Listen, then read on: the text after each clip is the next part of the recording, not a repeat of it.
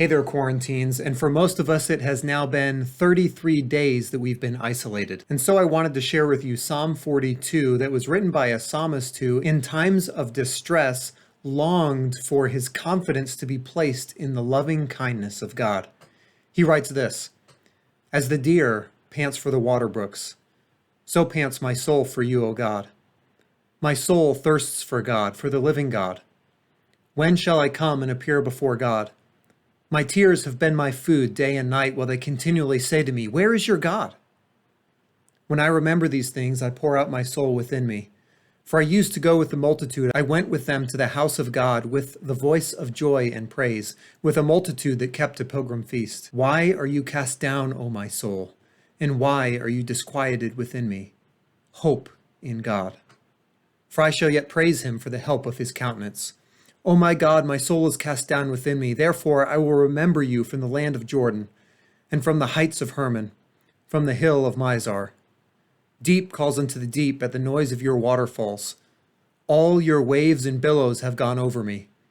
The Lord will command his loving kindness in the daytime, and in the night his song shall be with me. A prayer to the God of my life. I will say to God, my rock, why have you forgotten me? Why do I go mourning because of the oppression of the enemy? As with the breaking of my bones, my enemies reproach me. While they say to me all day long, where is your God? Why are you cast down, O my soul? And why are you disquieted within me? Hope in God. For I shall yet praise him, the help of my countenance and my God. As this psalmist recognizes, it is also good for us to recognize that in times of distress, there are certain human responses that are normal. As we've been encountering stresses of many different kinds over the last 30 days, a lot of us might have begun to think that maybe there's something wrong with us or something that's wrong with our faith when we feel anxious, when we feel afraid. The Bible does talk a lot about fear and tells us to place our confidence in God, but how should we feel about ourselves when we know our confidence should be in God? We continually place our confidence in God, and yet we still feel anxious and we still feel down and discouraged. Well, this psalmist gives us an example of that. He says that during these times of distress that his heart pants for the water brooks, that he feels thirsty, and just as you feel thirsty for water, so his soul thirsts after God. He says he longs for the day, and his soul yearns for the day when he will be able to worship God again with the multitude. And he continually questions himself, why are you cast down? And why are you disquieted within me, soul? But yet he continually reminds himself, despite what we feel, hope in God. And he places his unwavering faith in the steadfast loving kindness of God. And it's good for us to recognize that even though our faith is completely and totally in God, we might not always feel like it is. In verse 6, he says, "O my God, my soul is cast down within me.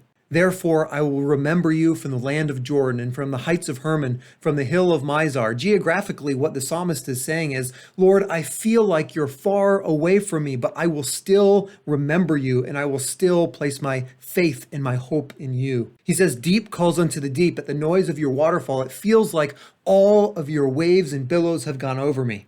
I don't know if you've ever sat underneath a waterfall, but it is heavy. There's a lot of pressure that comes over the waterfall. And what this psalmist is saying is, Lord, it feels like you're far away, and it feels like all of the pressures of the deep, all the pressures of the water and your waterfalls, that they've come down and they've crashed on me. But then in verse 8, he says that the Lord will command his loving kindness.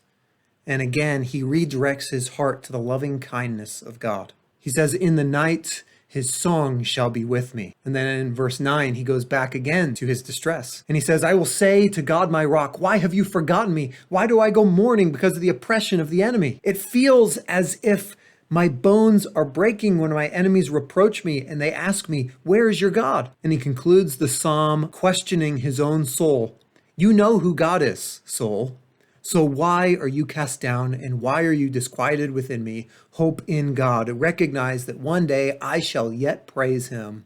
He is the help of my countenance and my God. So I just want to encourage you today that if you do feel the pressure of life right now, if you do feel distressed, know that that's a human response. Know that that's a normal, natural human response. But also know that we cannot dwell on that. What we must continually redirect our thoughts to is the hope and the steadfast loving kindness of God. When I was in high school, I watched a movie about Martin Luther. And in that movie, the way that Martin Luther is portrayed is as this hero. He goes before the Diet of Worms, and there are his books that are laid out on a table before him, and the officials ask him, "Have you written these?" And he responds, "Yes." And then they ask him, "Do you recant of these books and the errors that they contain?" And in the movie, they portray him as a hero, as if he never felt any anxiousness. And he gives his declaration that he cannot recant because it is neither right nor wise to go against his conscience. He turns around on his heels, he leaves the room, everyone applauds because he has declared the truth.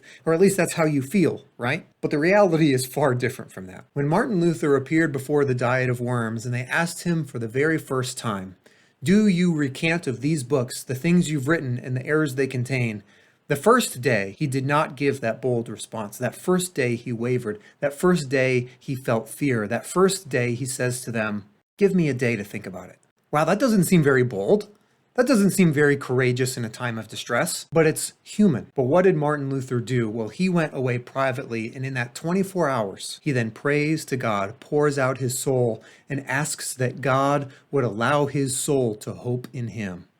And the very next day, he appears before that Diet of Worms, and he gives that bold declaration that he cannot recant from the things that he's written in those books. So teens, you might be feeling discouraged at this point. You might be feeling distressed. You might be feeling the pressures of life. You might be feeling empty and lonely. But do not let yourself dwell on that. Hope in God. Thanks for joining us here on day number 33, and we hope to see you soon.